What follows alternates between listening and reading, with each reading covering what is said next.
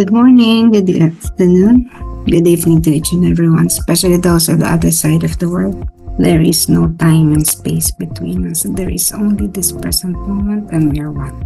Let's begin the reading from the Diary of St. Faustina Kowalska on Diary Entry number 1012. It was March 8, 1937. Today, as I was praying for the intention of Father Andras, I suddenly understood how intimately this soul communed with God and how pleasing he was to the Lord. It gave me immense joy because I desire intensely that all souls be united with God as closely as possible. Ngayon, habang nananalangin ako para sa intensyon ni Padre Andras, bigla kong naunawaan kung gaano kalapit ang pakikipag-ugnayan ng kaluluwang ito sa Diyos at kung gaano siya kalugod-lugod sa Panginoon. Nag-idulot ito sa akin ng napakalaking kagalakan sapagkat lubos kong hinahangad na ang lahat ng kaluluwa ay maging isa sa Diyos ng mas malapit hanggat maaari. Father Andras was pleasing to the Lord. Faustina saw it. She had a vision of Father Andras while she was praying for his intention. Nagagalak si Faustina na makita na hindi lang pala siya yung mayroong nararanasang pakikipag-isa sa Diyos.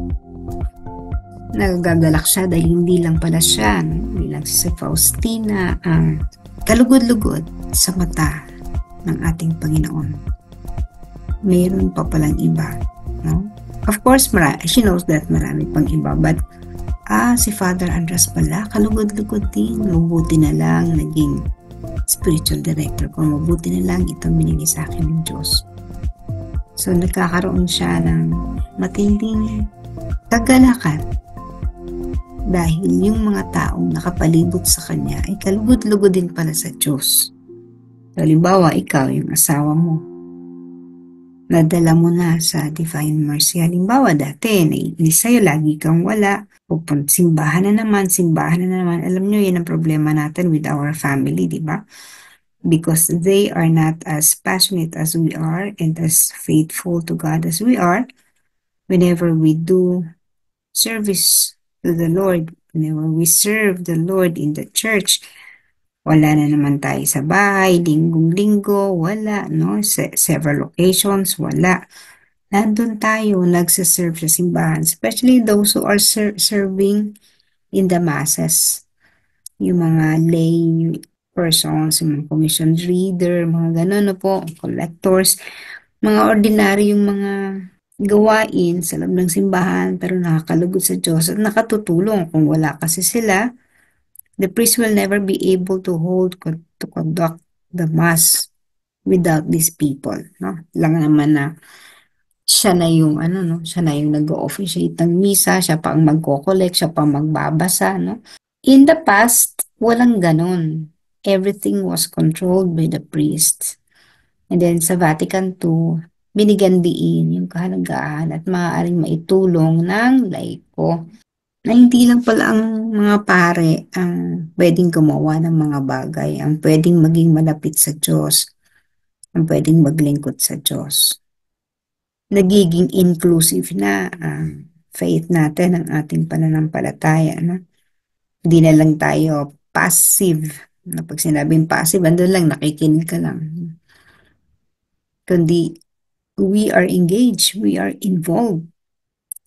Yung mga apostolate natin, without the apostolates, parang sipin niyo mo kung paano gagawin lahat yan ni Father na pagkatapos ng misa, pupunta ng community, kaya hindi na nila kaya yan lahat. Nasa synod na po tayo, no? And this is the problem, yung transitioning natin from the old to the new. Yung synod of synodalities, this is new. May synod of the bishops. Mga bishop lang yun. Sila lang nag-uusap-usap, no? Pero with Pope Francis, he recognized everyone as part of the church. Kaya yung Synod of Synodalities, naka-engage na yung mga lay. If you will look at it, no, everyone has a part, no? in the whole process. Kahit naman ng panahon ni Jesus, meron siyang apostol. At yung ganyan mga apostol, kumbaga sa panahon natin ngayon, no, sila yung event organizers. Kung napanood nyo yung The Chosen, no, yung nagpe-prepare sila para dun sa sermon, sa gulod, no, nakita natin doon paano inutusan ni Jesus yung kanyang mga apostol. Itong gagawin mo, itong gagawin mo, itong gagawin mo. All for the success, no, of that one great event. It was a great event. No, na parang pag binasa natin sa Bible, wala lang yun, no, yung Beatitudes, no, kasi yan yun ay yung Sermon in the Mount. So, nandun, nagtipon-tipon yung mga tao, nandyan sila lahat, no. Jesus would not be able to do all of those things. And he recognized the participation of all his followers, hindi lang kanyang mga disipulo.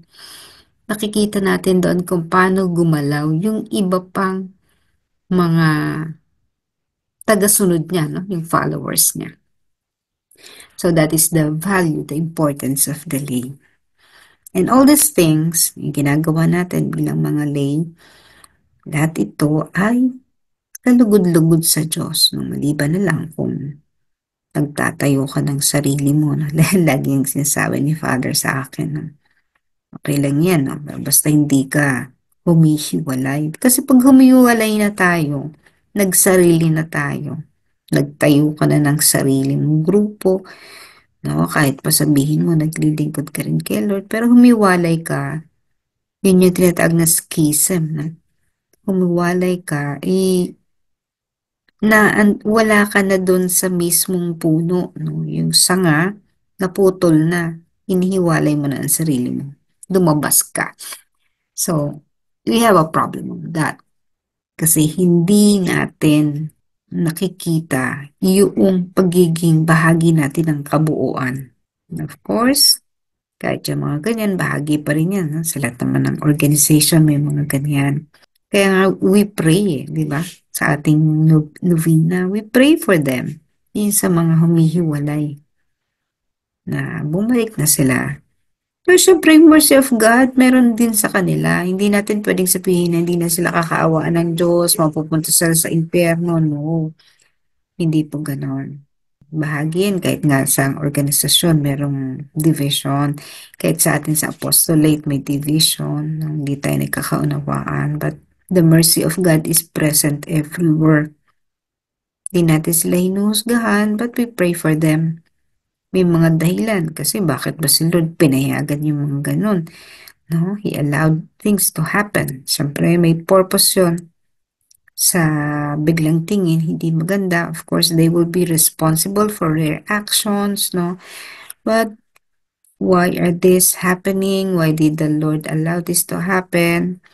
Is the Lord supporting this? Hindi, syempre niya sinusupport yan. Kaya lang, hinahayaan niya na meron kasi tayong free will, hinahayaan niya that we learn from all our decisions. Hindi lang po yung mga pare yung kinalulugdan ng Diyos sapagkat sila ay nag-alay ng kanilang sarili sa Panginoon. Hindi lang sila yung pinakamatamis na alay. Even lay people, no? If you would notice, marami tayong ang pinupush ng mga saints, ng mga laiko. Parang dati, no? Mapapansin nyo, puros pare, obispo, may mga mother, yan. Yan yung mga nagiging saints na parang napaka bias naman, no? Pag hindi ka naging religious, no? Hindi ka pumasok sa buhay religious, so you will never be a saint. No? That is not true. No, sa atin sa Pilipinas, halimbawa, ang dami natin pinupost ng mga for sainthood, no? Ang mga ordinaryong mga lay na kinalulugdan ng Diyos sapagkat nag-alay din ng kanilang sarili at buhay. All in the name of faith. So we continue our work, our task, our service, or our serving the Lord. Yung ginagawa natin every 3 a.m. is also contributing to God's overall plan for mankind, for humanity. Tap our shoulders, no? Tapikin yung ating mga balikat. Sabihin natin, congratulations. no? For waking up every morning, aga-aga, ang sarap pang matulog, lalo ngayon dito, malamig, no? But we still manage to wake up and pray, not just for ourselves, but for the whole world. The Lord is very pleased to us, no? What we're doing is pleasing to God. Nakalulugod po ito sa Kanya sapagkat nagagawa natin manalangin para sa ibang tao, para sa kaligtasan ng maraming tao. And Faustina is also, naniniwala ako, no? At this very moment, Faustina is with us. And at this very moment, sabi ni Faustina, no? Sabi niya, I am filled. It gave me immense joy because I desire intensely that all souls be united with God. Hindi lang sinabi yung mga kapwa niya madre, kapwa niya religious, but all souls. Therefore, kasama dito ang lahat ng mga makasalanan, lahat ng laiko, no, at lahat ng tao sa buong mundo. Regardless na yan, no, hindi na mahalaga dyan ang relihiyon, no, kasi God is inclusive. Hindi niya pinipili mga Katoliko lang. So, God has a way of doing things. Hinahayaan niya ang ating free will, pero syempre, nasa kanya pa rin yung compass niya. No, bagamat iba-iba tayo, we are different from each other, pero there is unity in diversity na may pagkakaisa sa kabila ng ating mga pagkakaiba.